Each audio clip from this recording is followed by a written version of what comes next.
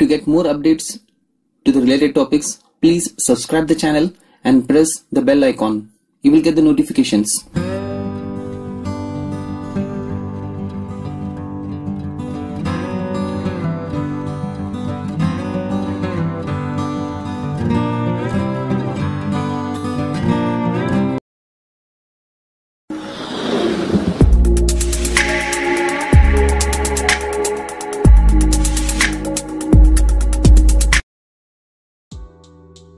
It can be 1 plus 3 ಅಂದ್ರೆ 1 ಅಂಕದ ಒಂದು ಮಲ್ಟಿಪಲ್ ಚಾಯ್ಸ್ ಕ್ವಶನ್, 3 ಅಂಕದ ಎಕ್ಸ್ಟ್ರಾಕ್ಟ್. 2 plus 2 ಅಂದ್ರೆ 2 ಅಂಕದ 2 ಶಾರ್ಟ್ ಆನ್ಸರ್ ಕ್ವಶನ್ಸ್. ಆರ್ 4 ಅಂಕದ ಒಂದು ಪ್ರಶ್ನೆ long answer if the weightage is 4. It can be 1 plus 2 or 3 if the weightage is 3 ಅಂದ್ರೆ ಒಂದು ಮಲ್ಟಿಪಲ್ ಚಾಯ್ಸ್ ಕ್ವಶನ್ ಮತ್ತೆ 2 ಅಂಕದ ಶಾರ್ಟ್ ಆನ್ಸರ್ ಕ್ವಶನ್ ಮತ್ತೆ 3 ಅಂಕದ ಒಂದು extract if the weightage is 3. If the weightage is 2, it can be a 2-mark question. Now let's revise the gist of the first lesson, a hero. One day, Swami's father read a newspaper report about the bravery of a village boy who had come face to face with a tiger. When this was told, Swami argued with his father. According to him, age and strength are more important than courage. ಧೈರ್ಯ ಒಂದೇ ಮುಖ್ಯ ಅಲ್ಲ ಅಂತಾನೆ. So, his father challenged him to sleep alone in the office room to prove his courage. ಈಗ ಅವನಿಗೆ ಭಯ ಶುರು ಆಗುತ್ತೆ. ಯಾಕೆಂದ್ರೆ ಅವನು ಯಾವಾಗ್ಲೂ ಅಜ್ಜಿ ಪಕ್ಕ ಮಲಗಿನೇ ಅಭ್ಯಾಸ. He always slept beside his granny. So he tried to escape, but his father made him to sleep in the office room. When he was there, he heard strange noises. He could not sleep. He thought sleeping under the bench was safe for him. ಯಾಕೆಂದ್ರೆ ಅಲ್ಲಿ ಮಲಗಿದ್ದಾಗ ಅವನಿಗೆ ಅವನು ಕೇಳಿದ್ದಂತ ದೆವ್ವದ ಕಥೆಗಳು ನೆನಪಾಗುತ್ತವೆ. Somehow he slept under the bench. He had a nightmare. Nightmare ಅಂದ್ರೆ ಏನು? ಭಯಾನಕ ಕನಸು ಅಂತ ಅರ್ಥ. ಅಂದ್ರೆ ಭಯ ಹುಟ್ಟಿಸುವ ಕನಸು. ಏನ್ ಬಂತು ಆ ಕನಸಿನಲ್ಲಿ ಅವನಿಗೆ? A tiger was chasing him. He tried to escape. He opened his eyes. He saw a thing moving. ಯಾಕೆಂದ್ರೆ ಬಾಗಿಲನ್ನ ಓಪನ್ ಬಿಡಿಸಿದ್ದ ಅವನು. He thought that it was a devil. He went near it and bit its leg. He had caught one of the most wanted burglars of the district. He became a hero. ನಿಮಗೆ ಗೊತ್ತು, ಅವನು ಕಳ್ಳನನ್ನ ಧೈರ್ಯದಿಂದ ಹಿಡಿದಿರ್ಲಿಲ್ಲ. ಆದ್ರೆ ಬೇರೆಯವ್ರಿಗೆ ಅದ್ ಗೊತ್ತಿರ್ಲಿಲ್ಲ ಅಲ್ವಾ? So ಅವರು ಇವನನ್ನ hero ಅನ್ಕೊಂಡ್ರು. He became a hero. Everybody congratulated him. The sub-inspector advised him to join the police. ಆದ್ರೆ ಅವನ್ಗೆ ಎಂಜಿನ್ ಡ್ರೈವರ್, ರೈಲ್ವೆ ಗಾರ್ಡ್ ಅಥವಾ ಬಸ್ ಕಂಡಕ್ಟರ್ ಆಗ್ಬೇಕು ಅಂತ ಆಸೆ ಇತ್ತು. When we revise the lesson, we must concentrate on 2-mark questions, extracts, MCQ and also long answer questions. Firstly, let's see some 2-mark questions.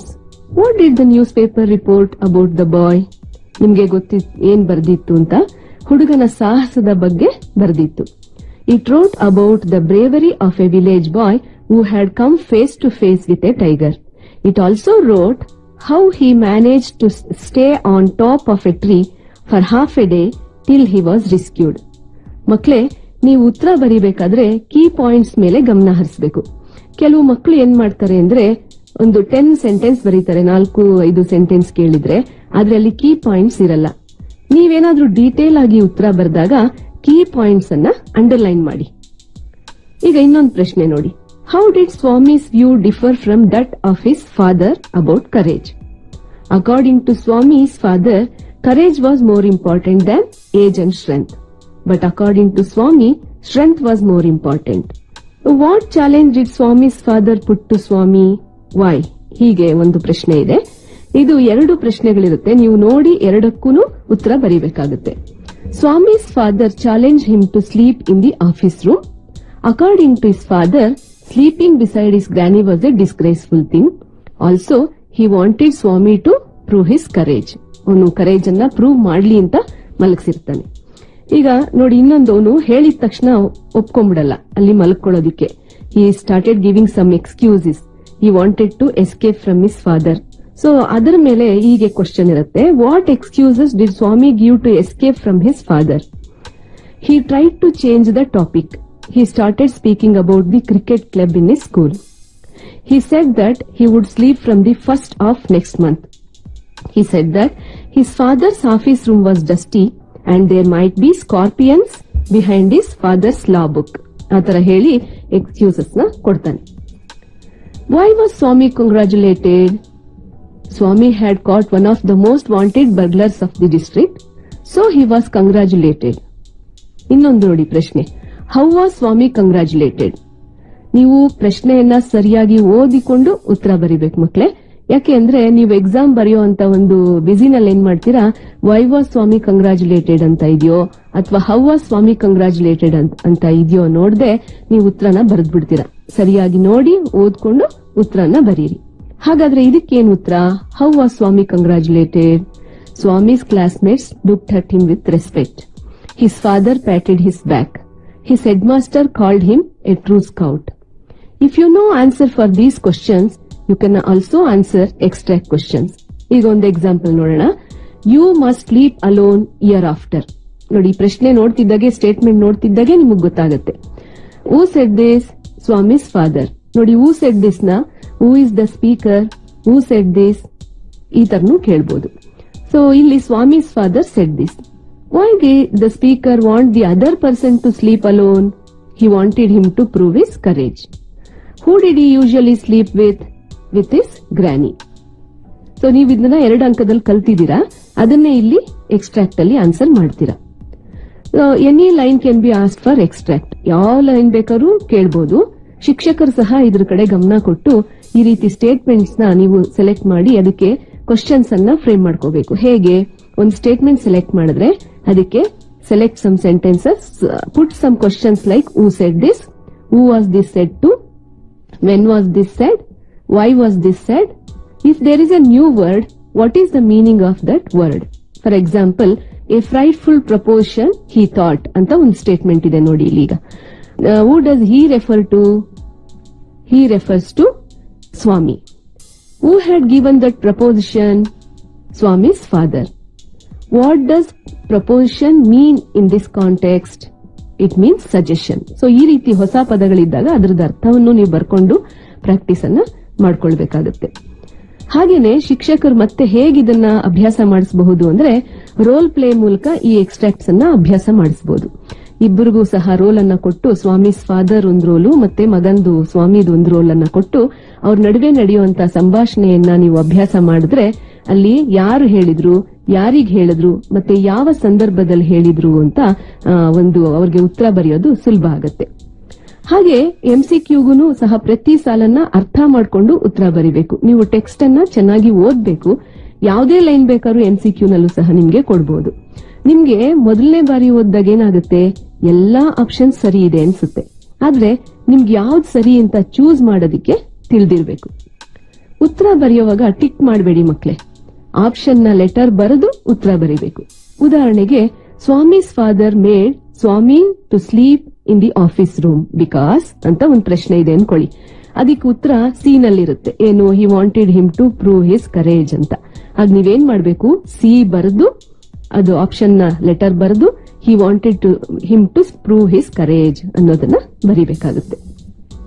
ಈಗ ಈ lesson weightage 4 ಇರೋದ್ರಿಂದ ಒಂದೆರಡು long ಆನ್ಸರ್ನು ಸಹ ನೋಡೋಣ.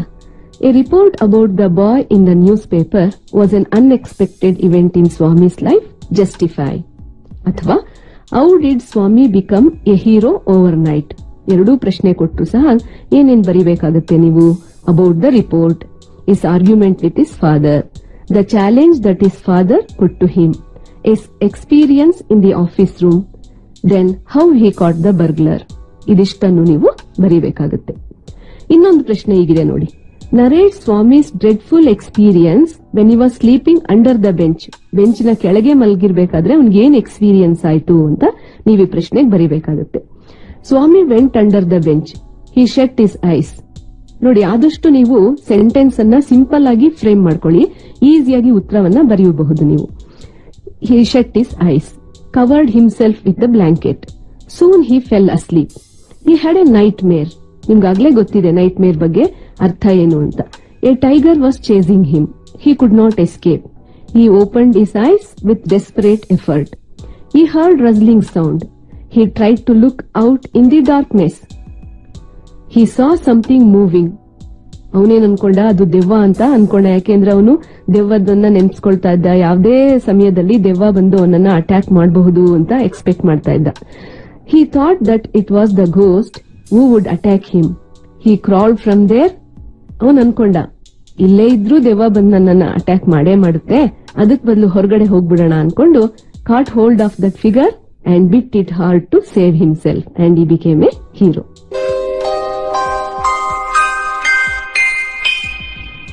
Now let's move on to the next lesson, which is based on a real incident, and the lesson weightage is 3. ಏನು ನೈಜ ಘಟನೆ ಅಂತ ಗೊತ್ತು. ಬಲೇಶ್ವರ್ ಅನ್ನುವಂತ ಒಂದು ಹುಡುಗ ಹೇಗೆ ರೋಮಾಳನ್ನ ರಕ್ಷಣೆ ಮಾಡಿದ ಅಂತ ಈ ಪಾಠದಲ್ಲಿ ಕಲ್ತಿದ್ದೀರಲ್ವಾ? ಬನ್ನಿ ಮತ್ತೊಮ್ಮೆ ಅದನ್ನ ಪುನರಾವರ್ತನೆ ಮಾಡೋಣ. Roma was traveling in the train. The train was crowded. Roma was standing near the door. Suddenly, she lost her foothold and was thrown out of the coach. ಅವಳು ಕೆಳಗೆ ಬೀಳ್ತಾಳೆ. ಅದೇನಾಗುತ್ತೆ? Baleshwar saw the girl who was in the train, which was coming in the opposite direction. ಅವನು ಇನ್ನೊಂದು train ಅಲ್ಲಿ ಬರ್ತಾ ಇರ್ತಾನೆ, ಇವಳನ್ನ ನೋಡ್ತಾನೆ. He immediately pulled the red emergency chain. He requested the other passengers to help that girl. When nobody came forward to help her, ಅವನು ಸುಮ್ಮನೆ ಕೂತ್ಕೊಳ್ತಾನ? ಇಲ್ಲ. He jumped off the still moving train, ran towards the girl. He took that girl and made his way across the tracks. He reached the road. He requested for help. ಸಹಾಯ ಸಿಗತ್ತಾ ಆಗ? ಇಲ್ಲ. Nobody helped him. Maybe they were afraid of the police and the court. ನೋಡಿ ಮಕ್ಕಳೇ, ಇಲ್ಲಿ ನೀವು ಒಂದು ಸಾಮಾನ್ಯ ವಿಷಯ ತಿಳ್ಕೊಂಡಿರ್ಬೇಕು. ಯಾರಿಗಾದ್ರೂ ಆಕ್ಸಿಡೆಂಟ್ ಆಗಿದ್ರೆ ಅಥವಾ ಏನಾದ್ರೂ ತೊಂದರೆಯಲ್ಲಿದ್ರೆ ಮೊದಲು ಆ ವ್ಯಕ್ತಿಯನ್ನ ಹಾಸ್ಪಿಟಲ್ ಕರ್ಕೊಂಡು ಹೋಗ್ಬೇಕು ಅಥವಾ ಫಸ್ಟ್ ಏಡ್ ಮಾಡಬಹುದು. ನೀವು ಕೋರ್ಟ್ ಅಥವಾ ಪೊಲೀಸ್ನ ಭಯ ಪಡುವಂತ ಅಗತ್ಯ ಇಲ್ಲ. When nobody helped Baleshwar, a tempo truck driver stopped his truck and helped Baleshwar to take Roma to the hospital. She was treated there. Now let's discuss some 2-mark questions. What did Baleshwar do as soon as he saw the girl? Baleshwar pulled the red emergency chain. He requested the passengers to help the girl. When nobody came forward, he jumped off the train and ran towards the girl. ನೋಡಿ ಇನ್ನೊಂದು ಪ್ರಶ್ನೆ. Who volunteered to help Baleshwar? How did he help him? ಇಲ್ಲೂ ಹಾಗೇನೆ 2 ಪ್ರಶ್ನೆಗಳಿರುತ್ತೆ. ನೀವು ಎರಡಕ್ಕೂ ಸಹ ಉತ್ತರ ಬರೆಯೋದಕ್ಕೆ ಪ್ರಯತ್ನ ಪಡಬೇಕು. A tempo truck driver helped Baleshwar. He stopped his truck. He helped Baleshwar to lay the girl down in the back of his truck and drove them to a hospital and then to a bigger hospital. He gave him his mobile to call Roma's brother. How can you say that Baleshwar had a great memory? Roma gave Baleshwar her brother's cell number. Baleshwar quickly memorized the number. ಅವನೆಲ್ಲೂ ಅದನ್ನ ಬದ್ಕೊಳ್ಳಲ್ಲ, ಹಾಗೆ ನೆನಪಲ್ಲಿ ಇಟ್ಕೊಂಡು he was able to contact her brother Dinesh. ಈಗ ಮುಂದಿನ ಪ್ರಶ್ನೆ ಹೇಗಿದೆ ನೋಡಿ. If Baleshwar had not come forward to help Roma, what would have happened to her? ಈ ಪ್ರಶ್ನೆಗೆ ನಿಮ್ಗೆ ಪಾಠದಲ್ಲಿ ಉತ್ತರ ನೇರವಾಗಿ ಸಿಗೋದಿಲ್ಲ. ಈಗ ಪ್ರಶ್ನೆಗಳಲ್ಲಿ 4 ವಿಧದ ಪ್ರಶ್ನೆಗಳಿರುತ್ತೆ. ನಿಮ್ಗೆ ಶಿಕ್ಷಕರಿಗಾಗ್ಲೇ ಹೇಳ್ಕೊಟ್ಟಿರ್ತಾರೆ ಅದನ್ನ. ಯಾವ್ಯಾವ್ದು ಅಂದ್ರೆ knowledge based questions, comprehension based questions, appreciation based question and expression based questions. This is an expression based question. ಇದು ಒಂದು ಎಕ್ಸ್ಪ್ರೆಷನ್ ಬೇಸ್ಡ್ ಕ್ವಶನ್ ಆಗಿರುತ್ತೆ. You have to express your opinion. ಹಾಗಾದ್ರೆ ಏನ್ ಉತ್ತರ ಬರೆಯಬಹುದು ಇದಕ್ಕೆ? Roma had multiple injuries. If Baleshwar had not come forward and taken her to the hospital in time, she would have died. ಶಿಕ್ಷಕರು ಈ ರೀತಿಯ ಪ್ರಶ್ನೆಗಳಿಗೆ ಉತ್ತರ ಬರೆಯೋದಕ್ಕೆ ಮಕ್ಕಳನ್ನ ತಯಾರಿ ಮಾಡಬೇಕು. Let's see some extract. Take the girl to Airoli. Who said this? ನಿಮಗ್ ಗೊತ್ತಿದೆ ಇದನ್ನ ಯಾರು ಹೇಳಿದ್ರು ಅಂತ. Cops said this. Why did Baleshwar not agree with this? Airoli was 10 kilometers away. The condition of Roma was critical. ಅವಳ ಪರಿಸ್ಥಿತಿ ತುಂಬಾ ಗಂಭೀರವಾಗಿರುತ್ತೆ. ಅಷ್ಟು ದೂರ ಕರ್ಕೊಂಡು ಹೋಗೋದಿಕ್ಕೆ ಆಗೋದಿಲ್ಲ ಅಂತ ಏನ್ ಮಾಡ್ತಾನೆ ಅವನು, ಹತ್ರ ಇರುವಂತ ಒಂದು ಹಾಸ್ಪಿಟಲ್ಗೆ ಕರ್ಕೊಂಡು ಹೋಗ್ತಾನೆ. What did he do? He took Roma to the nearby hospital. ಇನ್ನೊಂದು ನೋಡಿ ಸ್ಟೇಟ್ಮೆಂಟ್ ಹೀಗಿದೆ. Let's go and help her. Who did he shout this at the other passengers? Who is the speaker? Baleshwar. Why did he want to help her? The girl was by the tracks and she was injured. Did they come forward to help him? No, they did not come forward. ಈಗ ಇಷ್ಟು ಪ್ರಶ್ನೆಗಳು ಒಂದು example ಆಗಿ ನಾನು ತಗೊಂಡಿದ್ದೀನಿ ಮಕ್ಕಳೇ. ಇದೇ ರೀತಿ ಬೇರೆ ಸ್ಟೇಟ್ಮೆಂಟ್ಸ್ ನ ಸಹ ನೀವು ಸೆಲೆಕ್ಟ್ ಮಾಡಿಕೊಂಡು ಅಭ್ಯಾಸ ಮಾಡ್ಕೊಳ್ಳಿ.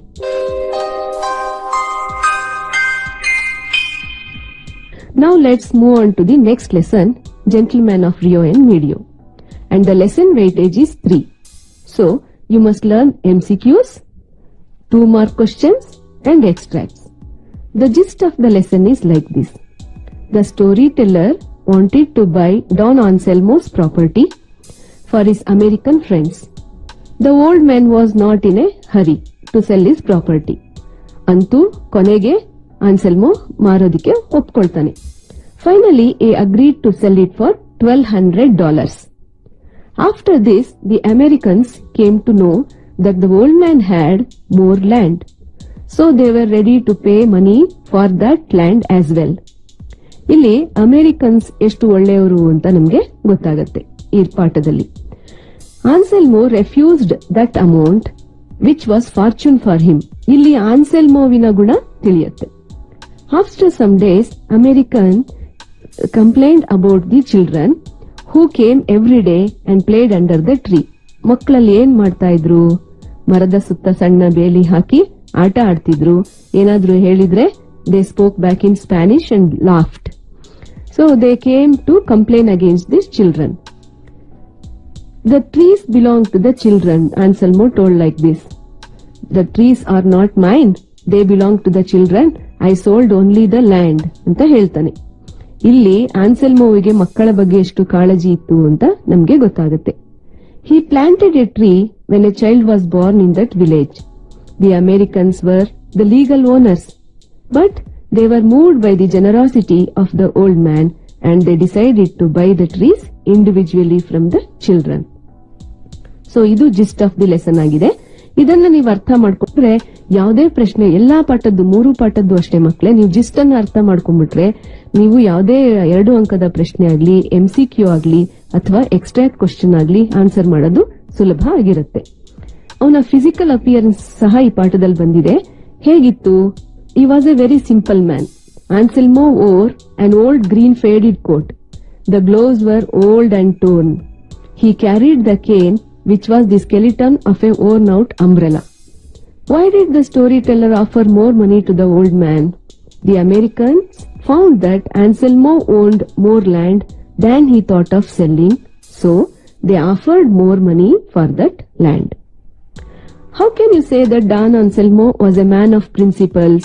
Athwa, how can you say that both the Americans and Anselmo were generous? ಈ ಪ್ರಶ್ನೆಗೆ ಏನು ಉತ್ತರ ಬರೀಬಹುದು? Americans found that Anselmo owned more land than he thought of selling, so they offered more money. ಇದು Americans ಬಗ್ಗೆ ಹೇಳುತ್ತೆ. Anselmo did not accept that money which was fortune for him. ಅವನು ಅದನ್ನ ತಗೊಂಡ್ಬಿಡ್ಬೋದಾಗಿತ್ತು ದುಡ್ಡನ್ನ, ಬಟ್ ಅವನು ತಗೊಳ್ಳಲ್ಲ. But he said that the price was $1,200 and he was not greedy, he was not after money. ಇದು ಅವನು ಮ್ಯಾನ್ ಆಫ್ ಪ್ರಿನ್ಸಿಪಲ್ ಅಂತಾನೂ ಸೂಚಿಸುತ್ತೆ ಮತ್ತೆ ಜನರಸ್ ಅನ್ನೋದನ್ನು ಸೂಚಿಸುತ್ತೆ. ಈಗ ಇನ್ನೊಂದು ಪ್ರಶ್ನೆ ಏನಪ್ಪಾ ಅಂದ್ರೆ, how can you say that the Americans were good people? ಈಗ ಈ ಮೊದಲನೇ ಪ್ರಶ್ನೆ ನೀವು ಉತ್ತರ ಕಲ್ತ್ಕೊಂಡ್ರಲ್ಲ, ಅದನ್ನೇ ಯೂಸ್ ಮಾಡ್ಕೊಂಡು ಈ ಪ್ರಶ್ನೆಯನ್ನು ಬರೆಯೋದು ತುಂಬಾ ಸುಲಭ. ಇವರು ಯಾಕೆ ಒಳ್ಳೆಯವರು ಅಂತ ನಾವು ಹೇಳೋದಕ್ಕೆ 3 ಪಾಯಿಂಟ್ಸ್ ಅನ್ನ ಹೇಳ್ಬೋದು. ಏನು? When they came to know that the old man had more land, they were ready to pay for that land. When the children came and played under the trees, they themselves could have stopped them, but they did not do that. They came to know that they were the children of Rio and Medio, so they came and complained against them. When they came to know that old man's generosity, he was very generous, they decided to buy the trees individually from the children. So ಈ 3 points ನ ನೀವಲ್ಲಿ ಬರಿಬೇಕಾಗುತ್ತೆ. How can you say that the old man had concern towards both the nature and the children? ಈ ಪ್ರಶ್ನೆ ನೋಡಿ, nature ಬಗ್ಗೆನೂ ಅವನಿಗೆ ಕಾಳಜಿ ಇತ್ತು, ಮಕ್ಕಳ ಬಗ್ಗೆನೂ ಅವನಿಗೆ ಕಾಳಜಿ ಇತ್ತು. ಹೇಗೆ ಅಂದ್ರೆ ಜಿಸ್ಟ್ ಆಫ್ ದಿ ಲೆಸನ್ ಅಲ್ಲಿ ನೀವು ಓದಿದಿರಾ ಈಗ, ಅದನ್ನ ನೋಡ್ಕೊಂಡು ನೀವು ಉತ್ತರ ಬರೀಬಹುದು. He planted a tree when a child was born in that village. When the Americans were ready to give more money, he said that he was not the owner of those trees, but the children. Since the lesson weightage is 3, we must concentrate on the extracts also. ಈಗ ಮೊದಲನೇ ಒಂದು extract ಅನ್ನ ನೋಡೋಣ. We have made A Discovery. Who made the Discovery? ಇಲ್ಲಿ ನೀವು ನೋಡಿ ಒಂದೊಂದ್ಸಲಿ ಏನಾಗುತ್ತೆ, confuse ಮಾಡ್ಕೊಳ್ಳೋ ಚಾನ್ಸಸ್ ಇರುತ್ತೆ. ಯಾಕೆ ಅಂದ್ರೆ ಡಿಸ್ಕವರಿ ಪದವನ್ನ ನೋಡ್ತಿದ್ದಾಗೆ ನೀವೇನ್ ಅನ್ಕೊಳ್ತೀರಾ, ಇದು ಡಿಸ್ಕವರಿ ಪಾಠದ್ದು ಅನ್ಕೊಂಡು Columbus and seamen made the discovery. What was the discovery? Finding out the new land ಅಂತ ಬರೆಯೋ ಚಾನ್ಸಸ್ ಇರುತ್ತೆ. ಕನ್ಫ್ಯೂಸ್ ಮಾಡ್ಕೋಬೇಡಿ ಮಕ್ಳೇ, ಇದು 3ನೇ ಪಾಠದ್ದು. So who made the discovery? The surveyor who were sent by the Americans made the discovery. What was the discovery? The old man had more land. What did the story teller offer him? He offered him more money for that extra land. ಆ ಭೂಮಿಗೂ ಸಹ ನಾವು ದುಡ್ಡು ಕೊಡೋದಕ್ಕೆ ಸಿದ್ಧರಿದ್ದಾರೆ ಅಂತ, American ಸಿದ್ಧರಿದ್ದಾರೆ ಅಂತ ಹೇಳ್ತಾನ ಅವನು. When one signs a deed and sells property, one sells also everything that grows on the land. ಯಾವ ಸಂದರ್ಭದಲ್ಲಿ ಬರುತ್ತಿದು? ಅವನು ಹೇಳ್ತಾನೆ, ನೀವು ಮರದ ಹತ್ರ ಆಟ ಆಡೋದಿಕ್ ಮಕ್ಕಳು ಬರ್ತಾ ಇದಾರೆ, ಸ್ಟಾಪ್ ಮಾಡಿ ಅಂತ ಹೇಳಿದಾಗ ಅವನು ಒಪ್ಕೊಳ್ಳಲ್ಲ. ನಾನು ಇಲ್ಲ, ಭೂಮಿನ ಮಾತ್ರ ಮಾರಿದೀನಿ, ನಾನು ಟ್ರೀಸ್ ನ ಮಾರಿಲ್ಲ ಅಂತ ಹೇಳ್ತಾನೆ. ಆವಾಗ ಸ್ಟೋರಿ ಟೆಲ್ಲರ್ ಹೇಳ್ತಾರೆ, ನೀವು ಸೈನ್ ಮಾಡಿದೀರಾ ಡೀಡ್ಗೆ, ಪ್ರಾಪರ್ಟಿನ ಸೆಲ್ ಮಾಡಿದೀರಾ, ಅಲ್ಲಿ ಏನೇನಿದೆ ಅದ್ರ ಮೇಲೆ ಅದೆಲ್ಲವೂ ಸಹ ನಿಮ್ದಲ್ಲ ಈಗ ಅಂತ ಹೇಳ್ತಾನಲ್ವಾ. ಸೊ ಏನ್ ಕ್ವಶನ್ಸ್ ಇದೆ? ಹೂ said this? The story teller shed this. When did the speaker say this? When the old man said that he had sold them only the land but not the trees. What answer did the speaker get from him? He told that the trees belonged to the children and he was not able to sell them. ಇನ್ನೊಂದು ನೋಡಿ, I argued with him but it was useless. Who argued with him? The storyteller. Who does him refer to? Anselmo. What was this argument? The storyteller told him that the old man had more land and the Americans were ready to pay more money. ದುಡ್ಡು ಜಾಸ್ತಿ ಕೊಡ್ತೀವಿ ನಾವು ಅಂತ argue ಮಾಡ್ತಾನೆ, ಆದ್ರೆ ಅವನು ಒಪ್ಕೊಳ್ಳೋದಿಲ್ಲ. ಆ ಸಂದರ್ಭದಲ್ಲಿ ಬಂದಂತ ಒಂದು ಪ್ರಶ್ನೆ ಇದು. I have agreed to sell my house and land for $1,200 and that is the price. Who said this? ನೋಡಿ, ಇಲ್ಲಿ 3 ತರದ ಪ್ರಶ್ನೆನ ನಿಮಗೆ ಕೇಳ್ಬೋದು. Who said this, who does I refer to, who is the speaker of this above statement ಅಂತ ಕೇಳ್ಬೋದು. 3ಕ್ಕೂ ಸಹ ಡಾನ್ ಆನ್ಸೆಲ್ಮೋನೆ ಆಗಿರುತ್ತೆ. When did he say this? When the storyteller told that the Americans were ready to pay him more money for the extra land. What does this say about the speaker? He was a man of principle and he was not after money. He was not greedy anta soochisutte. I sold them my property because I knew that they were good people, but I did not sell them the trees in the orchard. Who did he sell the property to? To the Americans. When did the speaker say these words? When the storyteller requested Don Anselmo to stop children from entering the orchard. Who were the legal owners of the orchard? Legal ಆಗಿ ಯಾರು owner ಆಗಿದ್ರು? ದುಡ್ಡು ಕೊಟ್ಟು ತಗೊಂಡಿದ್ರಿಂದ Americans were the legal owners.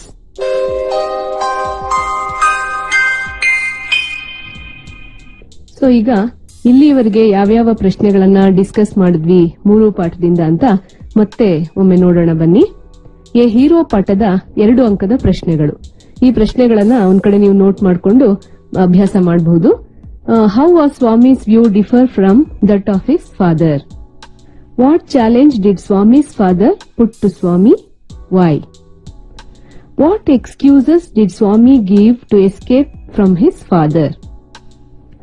Why was Swami congratulated? How was Swami congratulated? ಈಗ extract questions. You must sleep hereafter. A frightful proposition he thought. 4 ಅಂಕದ ಪ್ರಶ್ನೆಗಳು. A report about the boy in the newspaper was an unexpected event in Swami's life. Justify. ಅಥವಾ how did Swami become a hero overnight? ಇನ್ನೊಂದು ಪ್ರಶ್ನೆ. Narrate Swami's dreadful experience when he was sleeping under the bench. ಈಗ 2ನೇ ಪಾಠ, a girl by the tracks. 2 ಅಂಕದ ಪ್ರಶ್ನೆಗಳು. What did Baleshwar do as soon as he saw the girl? Who volunteered to help Baleshwar?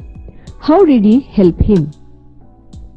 How can you say that Baleshwar had a great memory? If Baleshwar had not come forward to help Roma, what would have happened to her? extract questions. Take the girl to Airoli. Let's go and help her. Gentleman of Rio and Medio. 2 ಅಂಕದ ಪ್ರಶ್ನೆಗಳು. How was Anselmo's physical appearance? Why did the storyteller offer more money to the old man? How can you say that Don Anselmo was a man of principles? How can you say that he was generous? Don Anselmo was generous. How can you say that the Americans were good people? How can you say that the old man had concern towards both the nature and the children? ಈಗ ಕೆಲವು extract questions ನೋಡೋಣ. We have made a discovery. When one signs a deed and sells property, one sells also everything that grows on the land. I argued with him, but it was useless. I have agreed to sell my house and land for $1,200, and that is the price. I sold them my property because I knew that they were good people, but I did not sell them the trees in the orchard. ನೋಡಿ ಮಕ್ಕಳೇ, ಇಲ್ಲಿ ನಾನು ಕೆಲವು ಪ್ರಶ್ನೆಗಳನ್ನ ಉದಾಹರಣೆಯಾಗಿ ಹೇಳಿದ್ದೀನಿ. ನೀವು ಇವುಗಳಿಗೆ ಸ್ಟಿಕ್ ಆನ್ ಆಗದೆ ಒಂದ್ ಕಡೆ ಎಲ್ಲ ಬರ್ಕೊಂಡು ಅಭ್ಯಾಸ ಮಾಡಿ. ಆದ್ರೆ ಎಲ್ಲಾ ಪ್ರಶ್ನೆಗಳಿಗೂ ತಯಾರಾಗಿ ಪಠ್ಯ ಪುಸ್ತಕವನ್ನ ಚೆನ್ನಾಗಿ ಓದಿ, ಪರೀಕ್ಷೆಯನ್ನ ಚೆನ್ನಾಗಿ ಬರೆಯಿರಿ. ಪ್ರಶ್ನೆ ಪತ್ರಿಕೆ ನೋಡಿದ ತಕ್ಷಣ ಈಸಿ ಇದೆ ಅಂತ ಎಕ್ಸೈಟ್ ಆಗಬೇಡಿ, ಅಥವಾ ಕಷ್ಟ ಇದೆ ಅಂತ ಟೆನ್ಷನ್ ಮಾಡ್ಕೋಬೇಡಿ. ಕೂಲ್ ಆಗಿ ಪ್ರಶ್ನೆ ಪತ್ರಿಕೆ ಓದಿ ಉತ್ತರ ಬರೆಯಿರಿ. ಇಂಗ್ಲಿಷ್ ನಲ್ಲಿ ಸ್ಕೋರ್ ಮಾಡೋದು ತುಂಬಾ ಸುಲಭ. It is A scoring subject. ಮತ್ತೆ ನಿಮ್ಗೇನಾದ್ರೂ ಡೌಟ್ಸ್ ಬಂದ್ರೆ ನೀವು ಕಾಂಟ್ಯಾಕ್ಟ್ ಮಾಡಬಹುದು. ನನ್ನ ಫೋನ್ ನಂಬರ್ನ ನೋಟ್ ಮಾಡ್ಕೊಳ್ಳಿ. ಆದ್ರೆ ಕ್ಲಾಸ್ ಅವರ್ಸ್ ಅಲ್ಲಿ ಕಾಲ್ ಮಾಡಬೇಡಿ. 9739928579. ಮತ್ತೊಮ್ಮೆ ಹೇಳ್ತೀನಿ, 9739928579. ಸೊ ಚೆನ್ನಾಗಿ ಓದಿ ಎಕ್ಸಾಮ್ ಅನ್ನ ಚೆನ್ನಾಗಿ ಫೇಸ್ ಮಾಡಿ.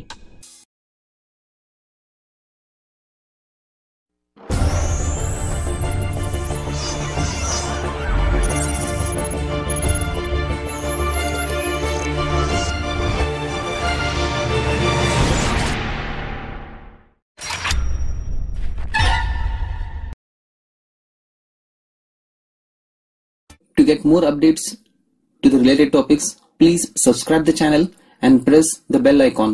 You will get the notifications.